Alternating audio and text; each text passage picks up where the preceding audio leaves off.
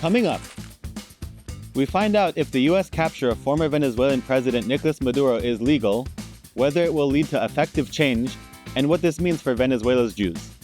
This is The Deep Dive. Hey everybody, welcome back to The Deep Dive. I'm your host, Jacob Lasnik. Today we're going to talk about probably the biggest international story. On Saturday, U.S. troops captured former Venezuelan President Nicolás Maduro and along with his wife, brought them to the United States. The swift manner of the operation leaves a lot of questions unanswered. Questions about legitimacy and legality of the operation. What is Venezuela going to do next? Was America even allowed to do this? And could this affect Israel and Iran? To take a more in-depth look at this and try to answer some of these questions, we're joined by Dr. Daniel Wajner, a lecturer at the Department of International Relations and the European Forum at the Hebrew University of Jerusalem. Doctor, thank you so much for joining us. Can you really quickly just, introduce yourself really quickly to our viewers so they know who you are? Yes, sure. So I'm Daniel Wajner. I'm a lecturer at the Hebrew University of Jerusalem at the Department of International Relations and the European Forum here. And I'm researching many things about Latin America, Europe, and also the Middle East here. I want to talk about the operation that saw the arrest of former Venezuelan President Nicolás Maduro. Obviously, this has been one of the biggest international stories since it happened on Saturday. So really quickly, just for some viewers now who by chance aren't familiar with the story, if you could set us just a quick baseline of what happened, who captured him, how was he captured, where is he now, where do we stand? Sure. I guess most of the people are familiar now with something that is called Venezuela and some military operation on taking, the president of one country and bringing it to another, arguing different reasons, right? Crime, drugs, but also being an authoritarian and repressing their own people and more and more. In fact, what happened is a military operation. This is what happened on Saturday. They brought Maduro to start trial at the United States due to different reasons. In the explanation of the President of the United States, Donald Trump, and then by Marco Rubio, the Secretary of State, there are different reasons, right, of why doing this. Some of them are connected with these, drugs issues, crime issues, but some of them are connected with some issues that in fact show that the Venezuelan crisis is, at least 10 years crisis regarding how they stole the elections, fraud they made 2014, 2018, 2024. So also democratization is there, right? But other reasons, for sure, regarding, more transactional reasons, let's call them, about oil, the interests of oil. And President Trump referred to the American companies, U.S. companies that will try to have, to make business there. And so we will run the country, he said, from now on. And on the other hand, questions about what will happen with the regime. Today's Delcy Rodriguez, she was the vice president. She's now the president, the new president. And so the regime is still there. And the United States is willing to negotiate and to manage this crisis with whoever wants to cooperate, let's say, whoever wants to negotiate. So we still don't know where this is going, but it seems that this is a very, very, very important, we call it a critical juncture in international relations. Venezuela right now, for better or for worse, their former leader was just taken away, and the government was still left kind of intact. So what is Venezuela currently doing right now after this has just happened? What does the government today look like? What do you think their next actions are going to be? What legal or military steps or any precedent of something of this kind is there in place for you to do? Yes. Let's understand that which kind of regime we are talking about, right? For sure, it's a dictatorship, right? Technically speaking, this is a populist leadership that since Hugo Chavez in 1999 came to power through democratic elections. And then they started what we call a democratic backsliding process, right? They turned authoritarian, and the more time they were in power, the more they control the different institutions. They finished check and balances. And so what we have today with Maduro or without him, it's a dictatorship. So with Delcy Rodriguez today as president in force, we have the Secretary General of the party, of the Socialist Party of Venezuela, Diosdado Cabello, and also with the Defense Minister, Vladimir Padrino. Those are the powers there in the regime, and the military is behind it. So this is what we need to understand about what is happening today. So President Trump and then Marco Rubio make some clarifications in a way. They emphasize that they want to see Venezuela in a different directions. And that could happen through the regime, and that for the United States is good, because that will be in some way maintain order. Okay, it will not create chaos. It will not lead the country into a civil war. It's also good for business, right? But on the other hand, they want to see changes. And this is the big question, right? Which kind of changes? Changes, it's cooptation, just, our interest, let's say the U.S. interest, the America first will be the strategy that will be guiding the U.S. administration, or a regime change, even from a transition, right? Perhaps, elections in half a year, in a year. So this is still, we still need to see where this is going. And there are different directions, different explanations also from the U.S. administration. This is the reality today, and we have a lot of criticism on one hand because of the discussion about whether a military operation in other state, if that is legal and legitimate, or legitimate, right? Or even in the case of a dictatorship, or on the other hand, if that's illegal, right, and illegitimate. Even in the case, and again, not only a dictatorship that use repression against its own citizens. 7 to 8 million people emigrate from Venezuela in the last decade. So for sure, political prisoners, torture. So for sure, something should be done there, right? But the question is if the way they managed the crisis was the legitimate way. And we will be addressing that shortly, but I do want to ask us on the topic of legitimacy and international law. If you're Venezuela, right, and a country like the United States does something like this, where they capture a leader, even if it's the leader of an oppressive dictatorship regime, which by no means am I defending, do they have legitimacy to respond? Not that I'm, expecting this to happen. I'm just curious, how does this work with international law? Are there clauses in any UN charter that address this?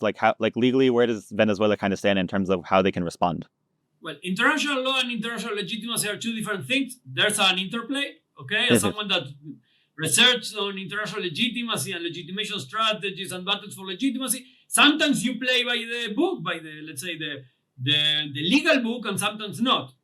Try to think about Robin Hood, right? Were those actions legal? Not, but were they considered moral or legitimate? In a way, they could be. So the politics of legitimacy and for sure international legitimacy, those are two different things.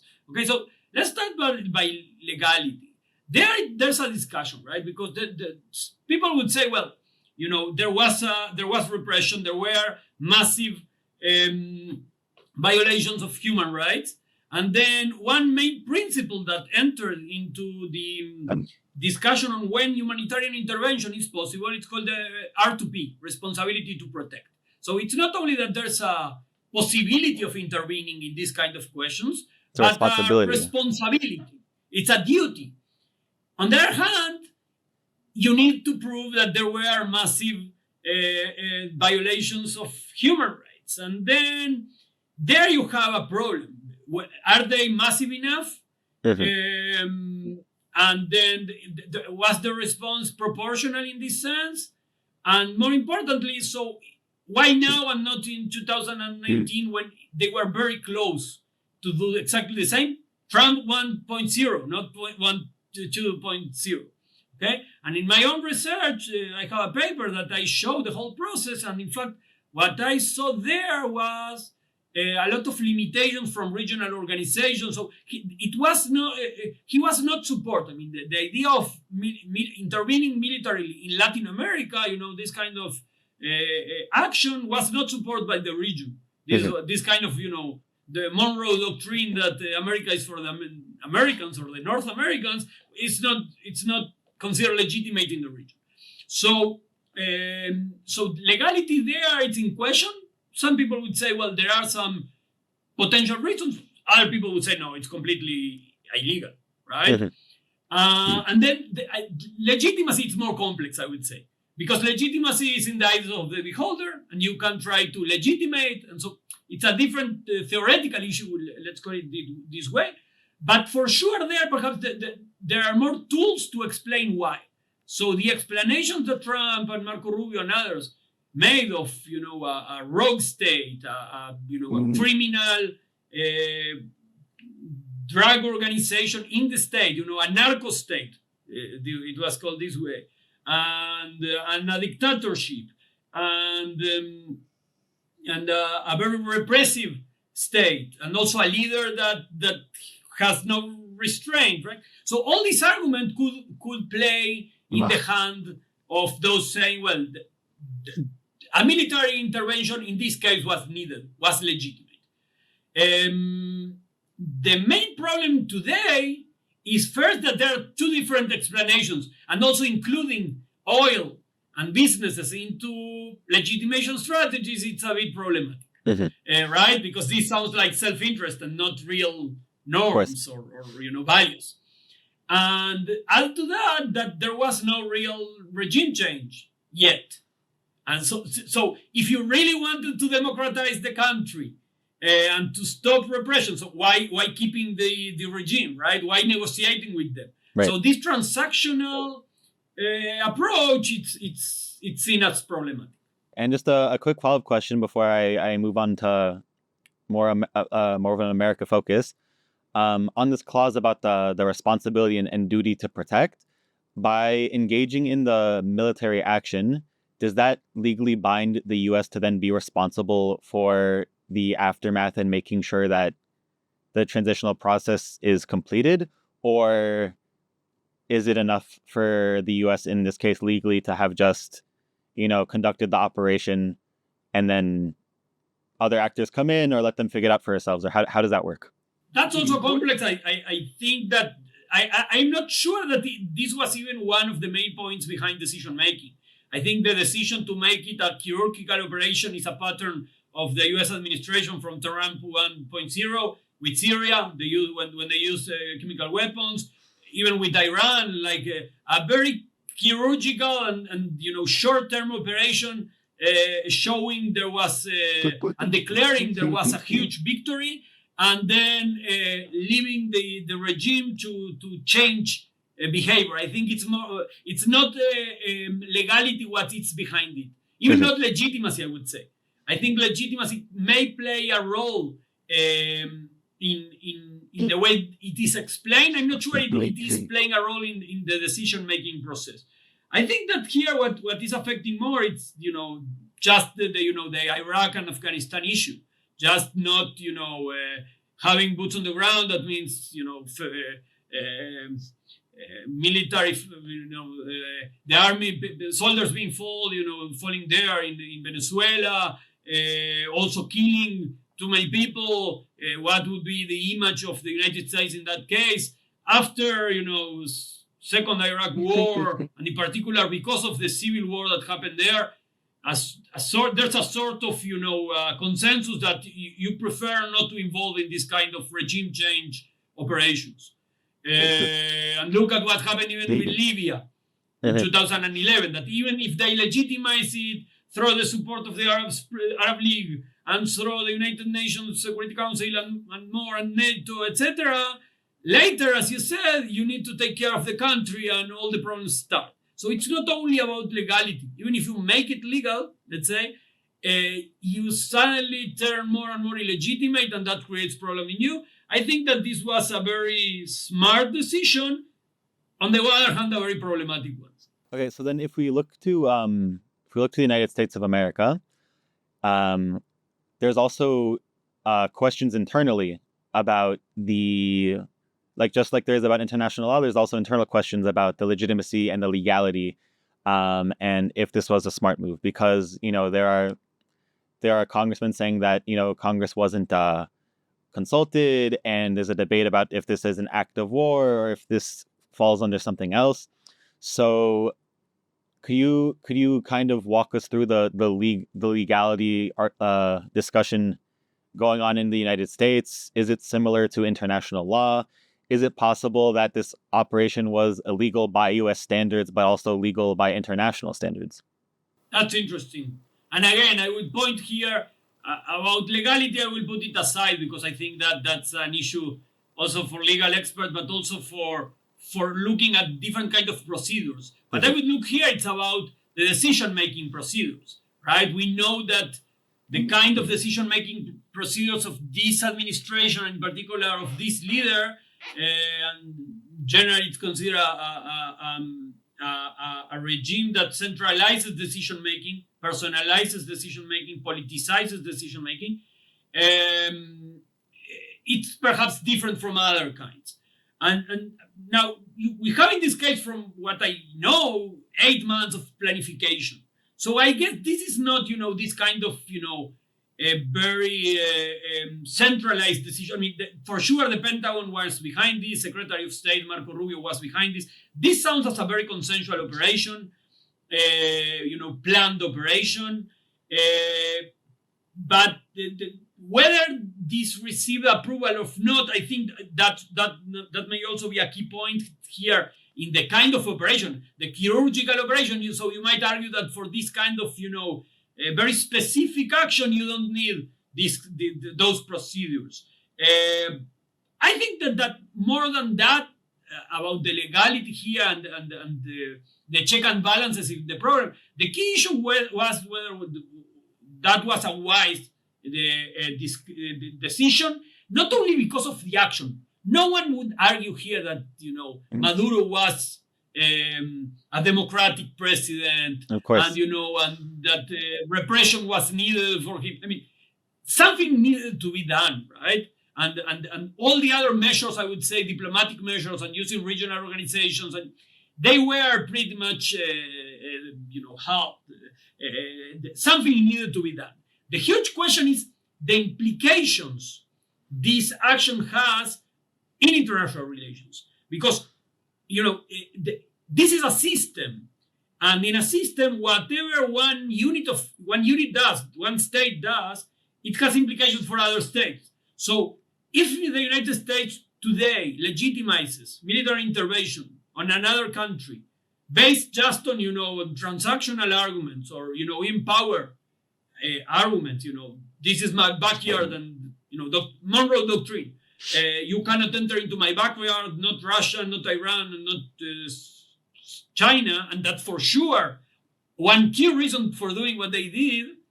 So why tomorrow China would not do the same with Taiwan?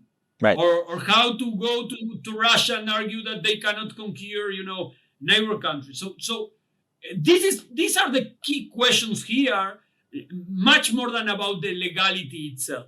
It's about the normative principles that guide today's international order. Legality and legitimacy aside, based off of at least the statements by Trump and by Rubio about the process of how things are going now, can you speculate even about if it seems that this actually has a chance of, leading to meaningful change? Or what are some factors to look out for that would indicate that this will actually lead to meaningful change and not just stagnation of the same regime? Yes. At the beginning, we thought there would be some meaningful change, right? That was the promise by Trump, right? We are going to run it. So what is to run a country? That's a huge question. Right. Whether through co-option, let's say, of the regime, the existing regime, through negotiation and cooperation, etc., or through, let's say, a roadmap towards transition to democracy. So I think that's the key question here. What would be the demands from the U.S. administration? If the demands are about, our national interest, our, U.S. interest in terms of trade and finance and more, and order. So I think we are going to have just the same, right? Perhaps with less repression, but the rights will not come for the Venezuelans that still stay in the country. On the other hand, sometimes a transitional process, this kind of a slow process could work. We have some cases, even in Latin America, that it worked. In the 80s, several countries, had this kind of gradual transitions, from where I come from, originally Uruguay. That's one case, for example. But then that demands from the powers, the international powers, and the United States in particular, to be very tough with the regime and to demand this kind of moves, right? Elections in 6 months, stop of the repression, putting free the political prisoners, and more and more. I do now want to move on to what you hinted on earlier, which is the, international implications, and I also especially want to touch on, Israel and Iran. So to kind of pose your question back at you, like if tomorrow China were to invade Taiwan and Russia were to invade Ukraine, and simply cite the exact same reasons that, they're in our backyard, we feel threatened, our interests, et cetera, how could any international organization or any country kind of respond in a different way to not justify the same thing? Well, welcome to international relations in the 2020s.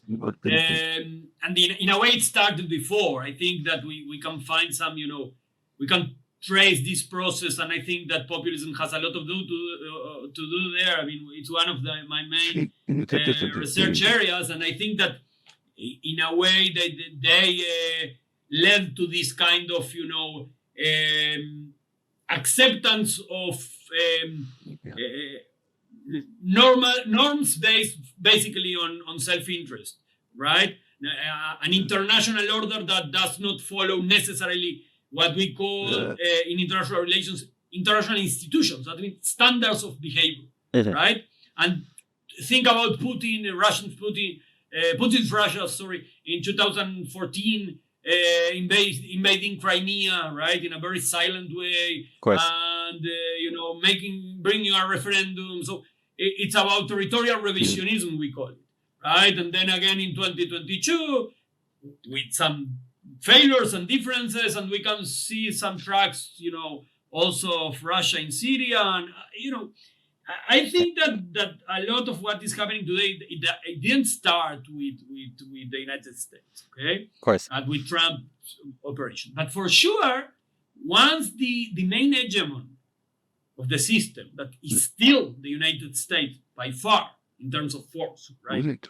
Once those that created, or one of the main powers that created the international order, after the Second World War, and for sure after the fall of the Soviet Union, so in the 90s, when they come, the United States comes and says, well, I don't believe anymore in those international institutions, in those norms, and I go for this kind of actions, even if it's good in the short-term interest, even if it's legitimate, even if it's just unfair, the unintended consequences could be huge. And I think exactly what you said about, the United States will be accused of double standards next time that China would want to do the same with Philippines or with Taiwan, and the same with Russia, with other countries and other, middle powers, perhaps in a region, that they will say, well, I can do it, it's fair, it's legitimate, and the United States might accept it because they don't have demands in this sense. So right. I think that is the main problem for the United States, I would say, even not in the short term, but in the medium to long term. It has some, I would say, positive implications in terms of some regimes, some other dictatorships. So now they fear that this might come to them, right? Right. So in a way, this created deterrence, what we call, right? Try to think about Iran. There are now protests there, right? So what can we do just to avoid this kind of operation by the United States? So we can find some potential implications, again, in the short term, even medium term. In the long term, I would say that we can see huge changes in what we call the liberal international order, and in particular the normative standards behind it. Wonderful. Actually, I wanted to bring up Iran next because, we're at the Jerusalem Post. We talk about Israel and the Middle East, and this is currently a very hot topic because of the protests. Also because there has been, as when Prime Minister Netanyahu visited Trump in the United States, that was one of their key discussions, talking about, Netanyahu saying they're rebuilding the ballistic missile threat. And again, at the same time, Iran is facing, economic turmoil, lack of resources, lack of water, lack of being able to supply their citizens with basic resources. And this is also especially pertinent because, as Venezuela has, large oil reserves, and one of, the countries that, Venezuela was providing oil to, does directly affect, Iran's sphere of influence. So I don't even know if this is more of a direct question, but I'm just trying to think how can we wrap our heads in all the ways that this can affect Iran? Does this send a message to Khamenei that maybe the regime needs to lighten up on its oppression? Does this increase the chance that Israel can be, motivated for a next round of military action? Could this mean that the United States and Israel will try to strike the iron while it's hot and join together to lead to a regime change? Could this inspire the protesters even more that, if they're disgruntled and the regime also doesn't feel the safety net, this could lead to something? Like there's so many possibilities directly implicated from this one military action. So I guess the question here is what's your take on this? Sure. I see you have a lot of hypotheses. That's good. Yeah. And that's fantastic. And I think many of them could be, feasible, right? We can think about them, and those are more practical, I would say, hypotheses, right? Not about territorial revisionism and that different, ideational changes we call them, but more practical questions. What will happen with the world tomorrow, right? Now, I think that the United States is sending a clear message. First, I would say to the main allies of Venezuela, global allies: Russia, China, and Iran. Right. Those states were there in the whole process. I would say from 2006-07, once Venezuela with Chavez was getting more and more, not only authoritarian at home, but also revisionist abroad. And try to remember the speech of Chavez at the UN regarding the devil, speaking about Bush, and a lot of changes in the strategic changes, and slowly Iran and even Hezbollah and Russia and China entered there, also for business, for economical reasons, but also helping with intelligence. Counterintelligence. Also, Cuba was from the beginning, I would say, but I'm referring to the global powers, and we can see this even on Friday. There was a video showing Maduro welcoming diplomats from China that he knew each of them and naming them, that he knew them. So this is a clear hint. These are a clear signal. The United States is signaling China and Russia do not enter into my backyard, and and also to Iran, and for sure take care, because my words are a credible word, right? On the other hand, they also know that power asymmetries here are key, right? Venezuela, it's not. Iran and China and Russia are not Venezuela in several terms, for sure, in military capabilities. So yeah, I mean, they are getting that message. For sure, we will see some responses, diplomatic responses, communicational responses, but probably at some point, some attempt to challenge the United States in this sense. Now, again, Iran, it's in a very difficult situation, not because of Venezuela alone, but because of its domestic issues.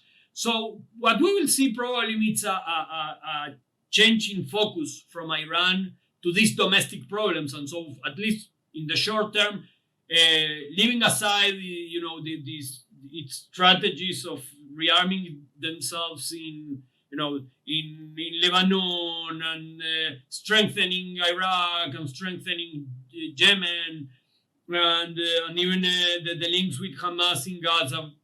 I think, this kind of inward-looking approach, and probably also strengthening the alliance with China and Russia, right? For sure, that for China, that would be a key message, right?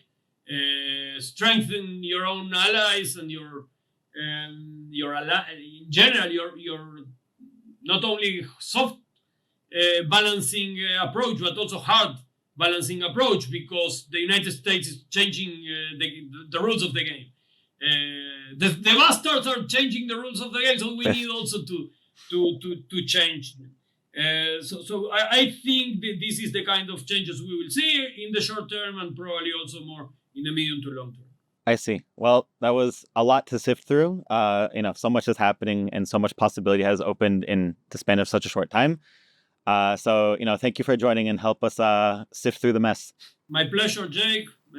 Hope it was interesting, and let's stay in touch. Before we continue our discussion on Venezuela, there's a lot of news around the world that we simply cannot ignore. Here to discuss it is JPost's very own studio manager, Schiffer Jacobs. Thank you for joining us. Thanks so much for having me. Of course. So let's get right into it. There's, a lot of news been happening.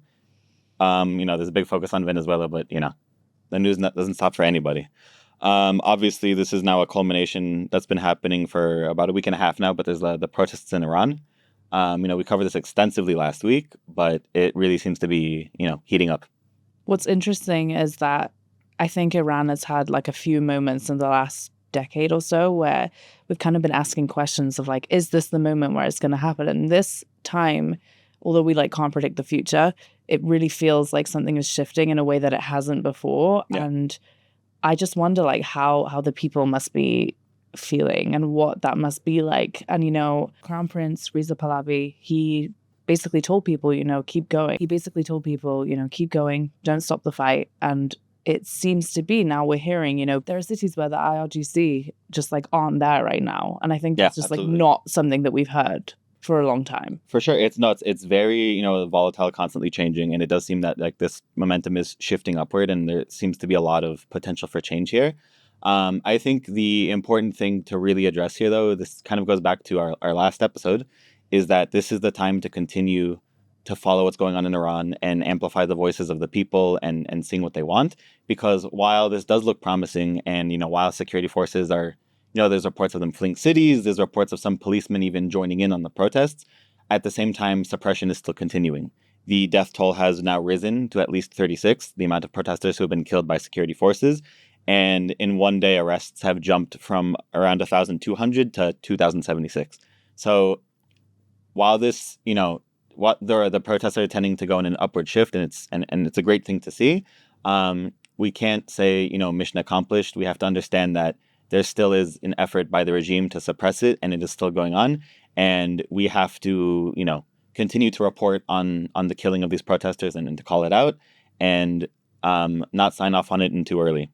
I will also say it's interesting that the timing here, everyone's talking about is, as we just recently addressed, with Venezuela, because Trump himself also, last week he made a Truth Social post about how if Iran continues to kill its protesters, we'll have to get involved.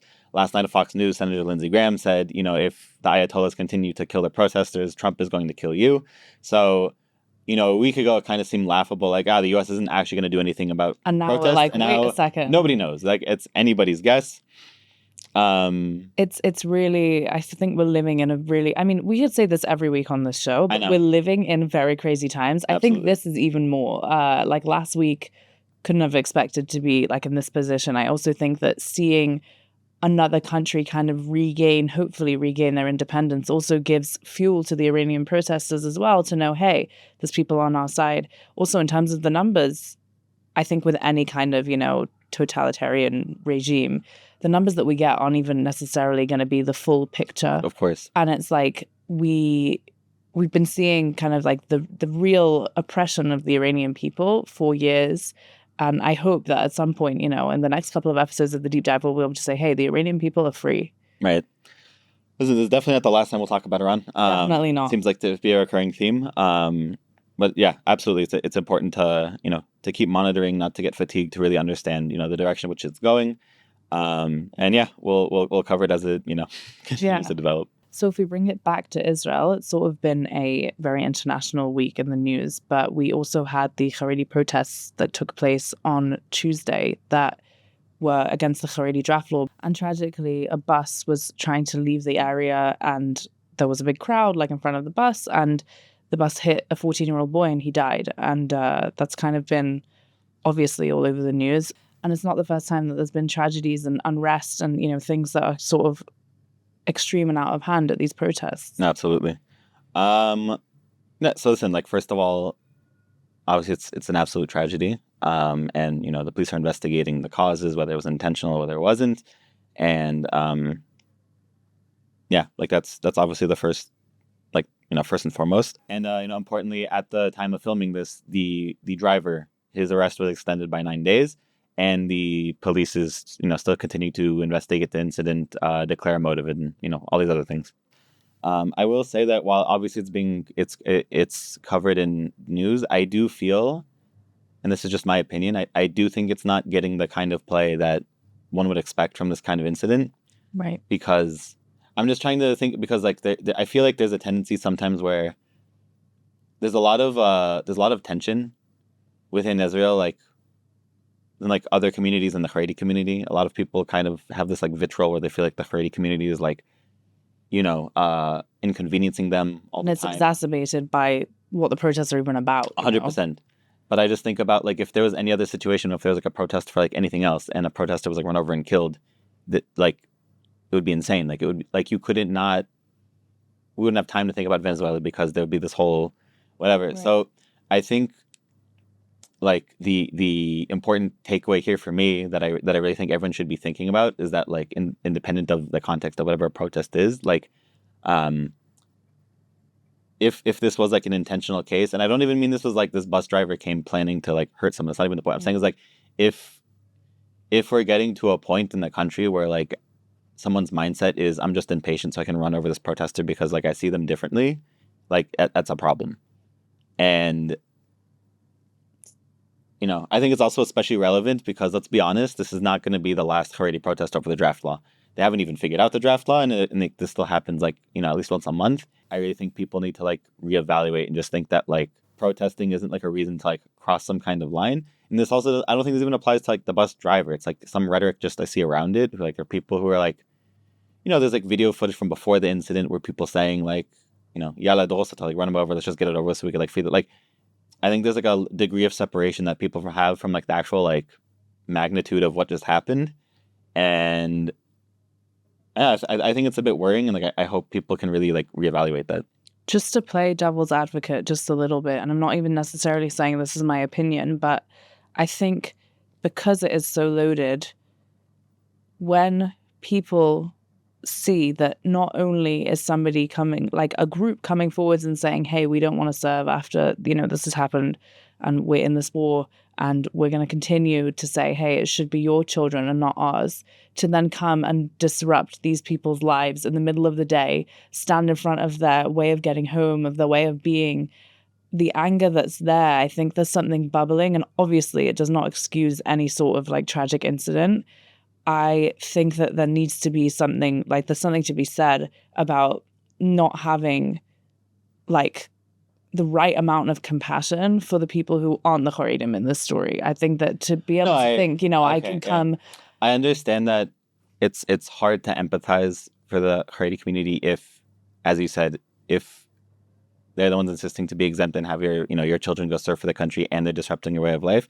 I completely understand why it would be hard to empathize. Like I'm not dumbfounded as to how this phenomenon is occurring. I completely get that. That being said, I still think it's like a necessary step that has to be taken. Like 100%. And I think that like you can't have any kind of society in which it's just like, oh, okay, and we'll move on to the next thing. Which is why I really hope moving on, like, a lot of politicians have already had their reactions about how tragic it is, etc. I hope the focus remains on that and saying how this is not okay, and it doesn't start to become ultra politicized, because again, in these incidents, we need to just take a deep breath and unilaterally say, like, it doesn't matter who it's against, like, this isn't okay. Mm-hmm. And that there has to be some sort of development within the issue itself in order for something to move forwards. But that could be a whole episode in itself, and it probably will be. 100%. Moving on, a more recent update just from today at the time of filming. Israeli sources have confirmed that Israel, in coordination with Red Cross, are allowing Hamas and PIJ and other groups to conduct localized searches beyond their side of the yellow line in Gaza to continue the search for the remaining Gaza hostage on Gvili. Now, I feel like we talk about this on almost a weekly basis. It's very crucial that they locate his body and return him to Israel as fast as possible. A lot of things depend on this. The second phase of the Gaza deal, if it's going to happen, this is one of the key factors. Also, it goes without saying, but the family deserves to be able to bury their loved one. So I can't entirely cite the one reason why these searches have halted. It could have been for hundreds of reasons. There were security threats on that side of the border. Netanyahu was flying to the U.S. and they wanted to. Who knows? Bemet. I have a book. But but I think it's incredibly important that it's continuing, because it's not going to get solved until it continues and eventually concludes. Something that I think it's just hard to imagine, and I so hope that we get to this point. But to be an Israeli and to be able to say there are no hostages currently in Gaza is not something that we've been able to say for decades. So many. Yeah, genuinely, it's something that feels unfathomable. And the fact that hopefully we're getting to the point where that can be a realistic thing to say is monumental in Israeli history. And obviously it's also painful. It highlights, on the one hand, it's a goal and a win for us to get Ran Gvili back. And it also is a reminder that Ran Gvili was killed, and the people who were killed. We've had this situation so many times where we celebrate and it's also just so tragic. It's such a low bar. Like, if you think about it, we're so desperate just to be able to say we don't have any hostages. That's such a not normal thing to do that we become so accustomed to. Will people be celebrating in the streets? We had this also, when other hostages came home, where some people, they really were celebrating in the streets, and other reactions were hey, but some people are coming home and they're not alive. And it's just, we have no there's no way to know how to deal with it. It's just a crazy, crazy situation. And I really hope that now that they've started the searches once again, they're going to be able to find something, and we can start to kind of move on to the next phase, whatever that's going to look like. Yeah, I will just say this, and this might be speculation, but I do feel that this signals just a bigger focus in general on returning back to business at hand and finding his body, and then doing the necessary things to move on to phase 2. Not that it ever halted. It's just that I think that so many developments have happened in the meantime. A lot of just the whole region, Egypt, who's going to be in the forces in Gaza, Turkey, Qatar, this whole thing. Iran. Yeah, was Trump to Iran now, just everything. So I think just the coordinated effort to make sure that this has actually gone through, I hope, is a signal that our focus is now back in Gaza. Let's get this over with. Let's get everything that we need to squared away. I really hope that next week on the deep dive we can say Ran Gvili is back home. Yeah, I hope next week on the deep dive we could just talk about very boring stuff. Oh yeah, I hope that we could just be building a new building near Azrieli, and it's gonna make traffic. They did a great sale with India, something like that. Yeah. God willing. Yeah. And finally, we have a Jewish update out of Israel, where Vladimir Putin has established a Soviet genocide memorial day that actually omits Jewish victims. So obviously that raises concerns in the sense of, Holocaust erasure and historical revisionism. Very absurd news story to wake up to. Like, why? Yeah. So before I get into the why, there's a few key points about this Memorial Day that I want to point out. Is that while it's Soviet genocide memorial, it's not genocide. Like, it's not killing people killed by the Soviets. He means like Soviet troops who were killed during World War II, which in itself is an interesting way to frame it. But it's the omission of Jews here, I think, is odd and kind of like counterintuitive and ironic, because the whole point of the announcement was this like duty to preserve memory and tell history, and this is super important that nobody ever forgets, and yet it's forgetting a very big portion of kind of what happened. Even in other examples of memorials of peoples who weren't Jews who were killed in the Holocaust, there's always still this bigger conversation of like, these people, even when you talk about the Holocaust, it's like, like 6 million Jews were killed. This is in addition to like, 5 million like others, like enemies of the state, gypsies, homosexual. Like, it's just always like, there's always just like a mention, like there's this bigger thing. Yeah. And also like, German civilians who were killed. People talk about that all the time, and it's valid. Yeah. So the effort to like really only focus on one is like weird. And what exacerbates this further is they even talk about like the Soviet soldiers who were killed in Dachau. So like the opportunity is like right there. It's not even hard. Like, you know what I mean? Like it's brought into a camp. Like, it's just go there and take it. And it feels like effort was put specifically not to. And now it's like, this feels like a different kind of history revisionism, because it's not Holocaust denial. It's like, it's Holocaust skipping over, subversion, exclusion, looking at it with a magnifying glass. It's definitely strange. I'm trying to think in my own head, like, what would be the point of that? Like, what is the goal there? And I mean, I guess, yes. Like, and don't get me wrong, like, there should absolutely be a memorial for these people that were killed. Like, that's not 100%. I'm honestly surprised it took this long to even. Yeah, and I think the idea of just like memorializing innocent people who lost their lives is super important. I just really wonder why it's so specific. Yeah. And it almost like it gives a defense. It's like, of course we talk about it. Here you go. Like, here's everything you need to. So I don't know. I honestly, I really don't know enough about internal Russian dialogue around Jews and like online discourse about Jews to even speculate what this might be. Maybe next week's episode we'll get an expert to like talk about why they would choose to do this, but it's very perplexing. It really is. And now, for more insight in the operation and what this means for the Jewish community and Venezuelans as a whole, we're joined by Jonathan Liverman, a student at Reichman University, originally from Venezuela's capital, Caracas. Thank you so much for joining us. Thank you so much, Jacob. All right, so I would say first, just introduce yourself. Let our viewers know who you are. So my name is Jonathan Liverman. I am 21 years old. I'm from Caracas, Venezuela. I am currently studying in Reichman, marketing and communications, and I've been 3 years here in Israel. Incredible.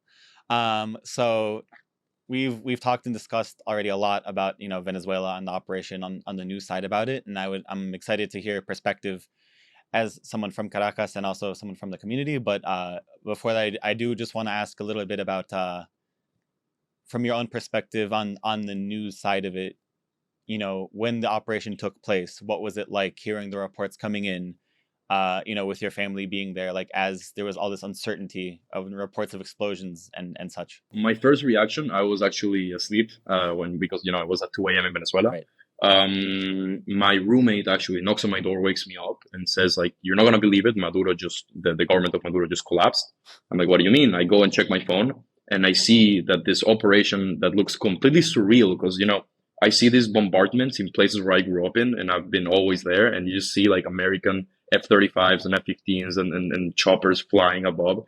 It's something that you never really think that you're going to see, There was a lot of expectation with some swift American action to try to get the government out and to install an American-led like politician like Maria Corina Machado.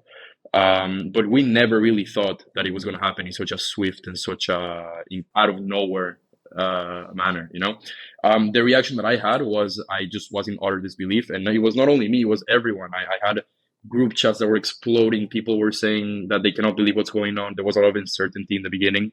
And because the press in Venezuela is very censored and it's very limited, most of the information came from Twitter and came from Reddit, people that were there, first-time accounts. And so there was a lot of misinformation in the beginning. Sure. They were saying that Vladimir Padrino Lopez, who is the chief of staff of the army, was killed because they bombed his house. And then that turned out to not be true. Diosdado Cabello, who is the main enforcer of the government, I always compared him to Yahya Sinwar.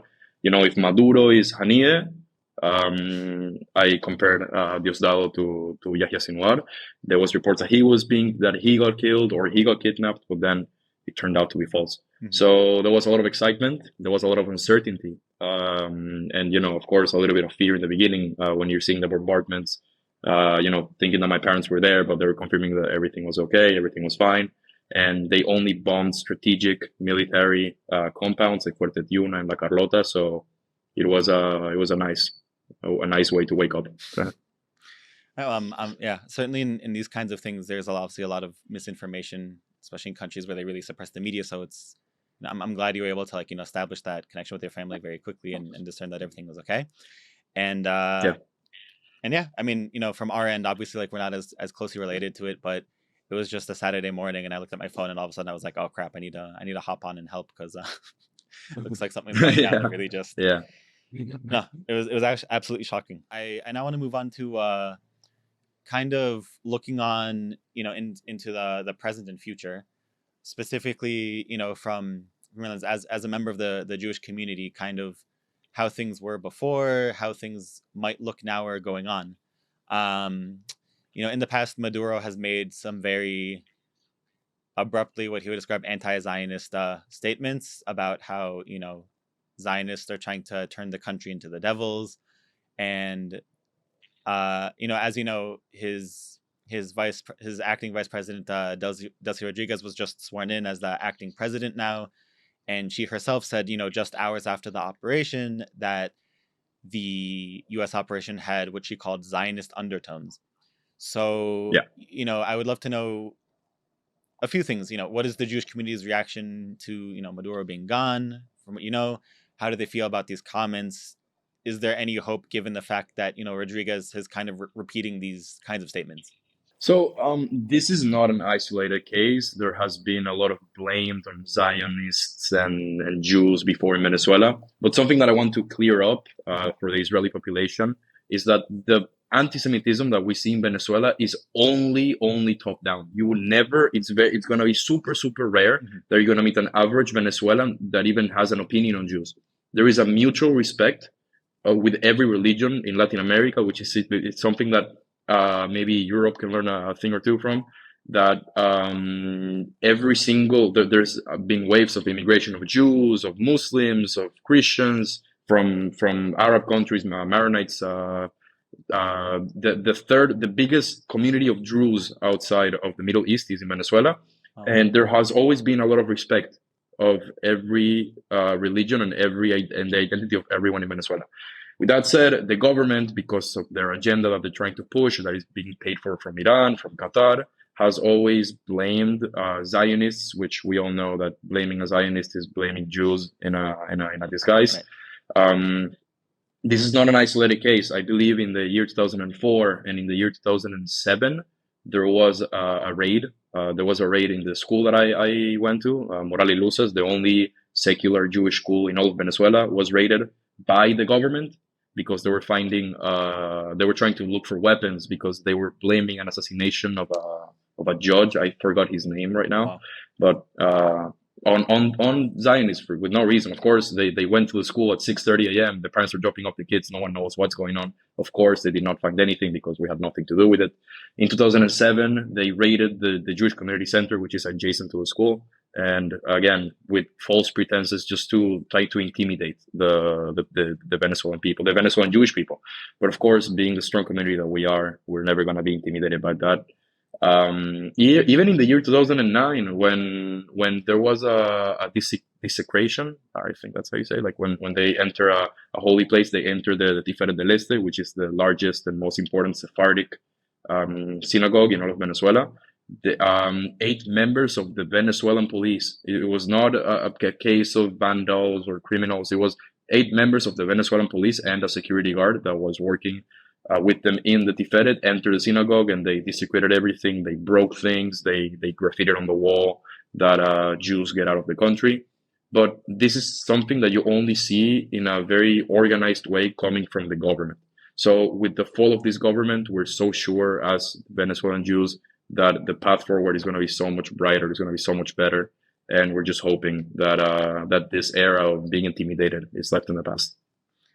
That's very great to hear. So I have to ask, when the government makes these kinds of statements, even in, obviously in these instances where it's blatantly, scapegoating, not actually based in truth, I'm curious to know, even initially, does it get any play on the ground? Like you said, the public, tends to respect religions, but when, people in power make these kinds of statements and with like the grasp they have on the media and stuff like that, is there ever any initial flare-ups where even for a brief moment people do actually attribute, anything that they're blaming on Jews actually, and it makes it less safe, or is it genuinely usually ignored by the population? It really depends. People used to be afraid of the Jews before. That's something that I've had personal experiences with, that people that are not really sure what Jews even are, they're not sure if we're Arab, they're not sure where we're from, what do we want. The stereotype of Jews in Venezuela, as mostly with Latin America, is that Jews are very powerful and rich people, but they're, for a lack of a better term, they're chill. They don't really cause any issues. But I saw a spike of interactions I've had with people that were not Jewish. Whenever I told them I was Jewish, they were a little bit afraid of me. There was a lot of distrust. People thinking that your way of acting with them was a ploy to try to get them to do something, or that you're a Mossad agent. These things that people say as a joke, right? Like you see online people making jokes of like, oh, this person that you're meeting is actually a Mossad agent. But when you make enough of these jokes, as Joseph Goebbels said, when you spread a rumor enough times, no matter how false it is, it becomes reality. So people sometimes are a little bit wary, but it's really not common because, again, Venezuela is a very conservative, very Catholic, evangelical country. So there is a lot of also religious respect towards Jews. As we know, those who bless the children of Israel will get blessed themselves. So people have a respect towards Jews. They like Jews. And with the government trying to stir things up, sometimes you see a little bit of distrust, but it never really gets to a point that we see like in Europe or in the United States that gets to like serious violence that we need to be afraid of. Well, that's very reassuring to hear. I guess I then would like to still ask, given that we have you here as a Venezuelan and as a member of the Jewish community, is there a specific leader or figurehead that I think it's hard to tell who's likely to ultimately replace Maduro when this is all over? But is there one that you or the public or the Jewish community favors as you see as the most suited, the most well fit, the one who actually respects the people the most? I mean, I think we all agree if your opposition candidate wins the Nobel Peace Prize, Maria Corina Machado, that person is doing something right. Maria Corina Machado is by far the most popular politician in all of Venezuela. She's loved by everyone from all socioeconomic levels, from all walks of life, because she's always had a message of fighting of always persevering, try to persevere against the government, because people that are not really from a place that has an oppressive regime like Venezuela or Iran or Russia don't really understand how deeply entrenched these people have their power. Right. I'm talking that it's very common in Venezuela that you're way more afraid of the police trying to plant something in your car or to say that you're a terrorist because you have an Israeli flag somewhere. You're way more afraid of that than actual violence that Latin America is so common for. It's so famous for. Actually, there was an era, and there still is still happening right now, in which there are these things called alcabalas. In Spanish, we call them alcabalas. It's basically like this road stops that you have in the middle of the road that they just spawn randomly, and they try to check people for crimes against the government. You can call it having anti-government messages on your phone, even if they're sent by someone else. I know a person that was in serious issues with the government because her aunt sent like an Israeli flag, and they were saying that he was a Zionist spy. So even the police that don't even know where Israel is, or they don't really know anything about anything, they are instructed from the higher ups to intimidate the people that they see as political enemies. And Jews historically have always been a political enemy of Chavismo. Since 1999, Jews have been fiercely opposed to our government. So yeah, Marcolino Machado is by far the favored figurehead that we would like to have in power. So I see. And then I think just to close off, is there anything about this whole development, either about Maduro or about the operation, or current like Venezuela right now, that you think it's important for viewers to know and understand that is not being talked about so much? The thing that I would say that people have to understand is that there is this discourse around Venezuela that the United States is, with their imperialist mindset, is trying to claw our oil, and they're trying with their dirty hands to be imperialistic and steal our oil. Look, I always thought that this discourse was really stupid, because when Venezuela was literally giving away oil to Cuba, to Iran, to Russia for political favors in return, no one was complaining about it. No activist was in the street about it. No one was saying that our oil was being stolen when it was literally being stolen. Venezuela, I don't recall the exact figures right now, but the amount of oil that we have the largest proven oil reserves in the world, right. And the amount of oil that we actually extracting and exporting outside of Venezuela is a tiny fragment of it, because there is just simply not enough capability inside of Venezuela with our economic problems to extract that oil fast enough to lift up our economy. So the United States coming and getting Maduro out and helping the Venezuelan people be liberated and not even installing, because I'm sure if they made elections that were not stolen, because the ones earlier in 2024 were stolen, we all know it were stolen, Corina Machado would get, or anyone from the opposition would get elected with, I'm sure, a big majority of the votes. So this narrative of the United States being opportunistic and greedy and imperialistic, as a Venezuelan, there's nothing that makes us more angry than people that come from first world countries telling us how we have to feel. So yeah, I think that would be my closing statement for today. Amazing. Well, I want to thank you so much for coming on and giving us your insights and your personal experiences. Well, thank you so much, Jacob. It's been wonderful. Thank you. Well, that's all we have for this episode. I know it was a lot. Thank you for staying until the end. We'll be at the same place next week. And until then, make sure to stay up to date for the latest news at jpost.com.